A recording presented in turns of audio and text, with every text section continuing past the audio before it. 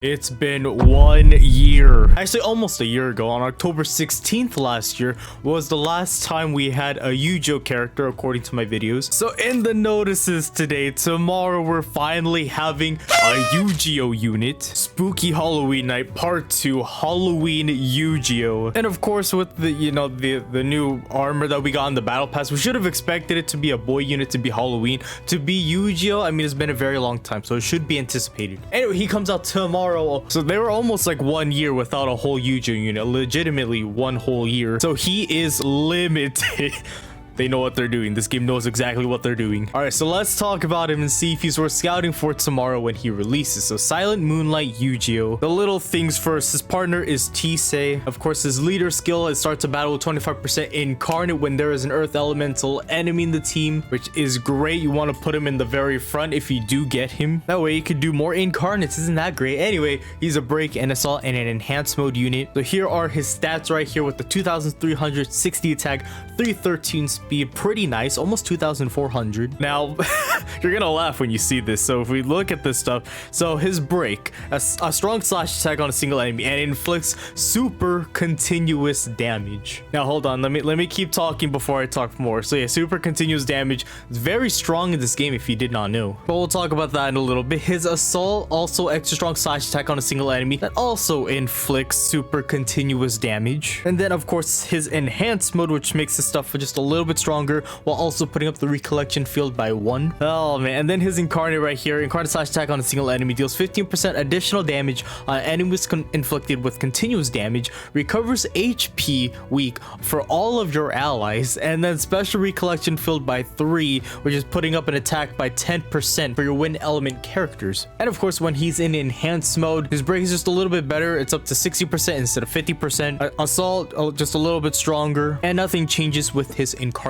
And so if you get his Imaginarians, which you will get at least 1 from the event, but he is limited, so if you want to get the other 3 Imaginarians, you have to get lucky and get duplicates of this Eugeo. So he will increase attack by 3% for an unlimited amount of turns. He will also put up crit by 15% for only 2 turns, as long as there's like an earth elemental enemy. Anyway, if you don't recognize this skill set here, let me bring you back to a very well-known, very strong dark element character. Eugeo is literally the exact same unit as the Dark Adis, not Goddess Adis, Dark Adis. She is arguably right now the strongest dark element character. Of course, there are people that compare this Adis and the one that I just showed, which is the Goddess Adis. But people have said, and I could agree, that this Adis right now is the strongest dark element character. Now she has the exact same skill set, well, except for the recollection field on break. So when this Adis goes on enhanced mode, she has super continuous damage on all of her skills. You can see right here on her break, she inflicts super continuous damage, and on her assault also inflicts super continuous damage. According to my video, this Adis right here, her original stats was 2300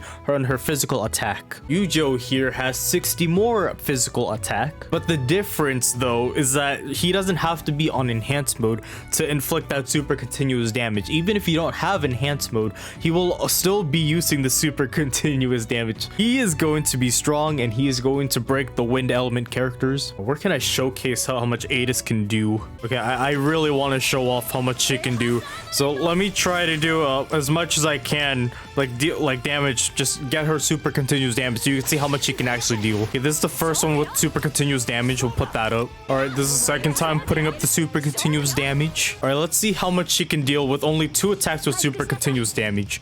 So while this is so slow, 35,000 with only 2 attacks so far. And by the way, this is every time he attacks, so the second time he goes, it's also 35,000. All right, hopefully you get the gist. It wasn't the most perfect example because it's a different element, but basically as you keep stacking up that super continuous damage, you can go up to like 300,000 damage. So I think I've seen 400,000 damage every time the boss attacked, by the way. Now the real question is he really worth going all the way to step 5 for? Now if you've actually been saving and you didn't spend like I did, because I thought it'd be a good idea for a video, I would actually go for this Eugeo.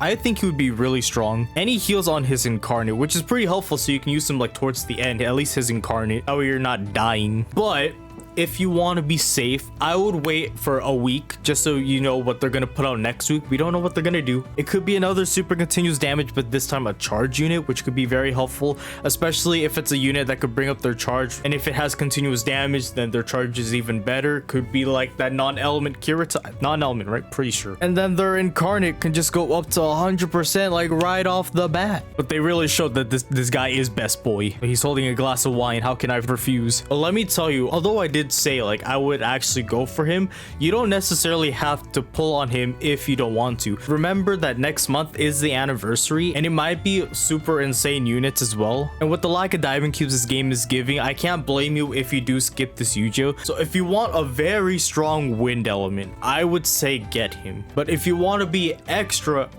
safe, just keep saving for the anniversary. I also believe very soon that there's going to be like an announcement or something, like a live stream. We're supposed to announce stuff for the second anniversary very soon. Just keep in mind, you have until the very end of this month to pull on this Eugeo if you want. So overall, I would go for this Eugeo, but I probably wouldn't scout right away, just so I could be safe that the other characters that potentially could come out aren't really insane. Because I know progressive units are coming out, like Kirito, Asuna, even damn Kibao. How did Kibao get a unit before Egil and Klein? Like, come on, man. Egil and Klein are in progressive too, are they not? It's in Aincrad, they should be. You can also keep in mind that it says like limited edition characters will come back again on special reissued scouts. Now, a perfect time for these special reissued scouts would be towards the anniversary, because there's not really anything special ever going on in like the SCL franchise besides progressive. If a new game is coming out, also keep in mind during Licorice they didn't really do much. They gave off a free Medina and no one ever uses her. So the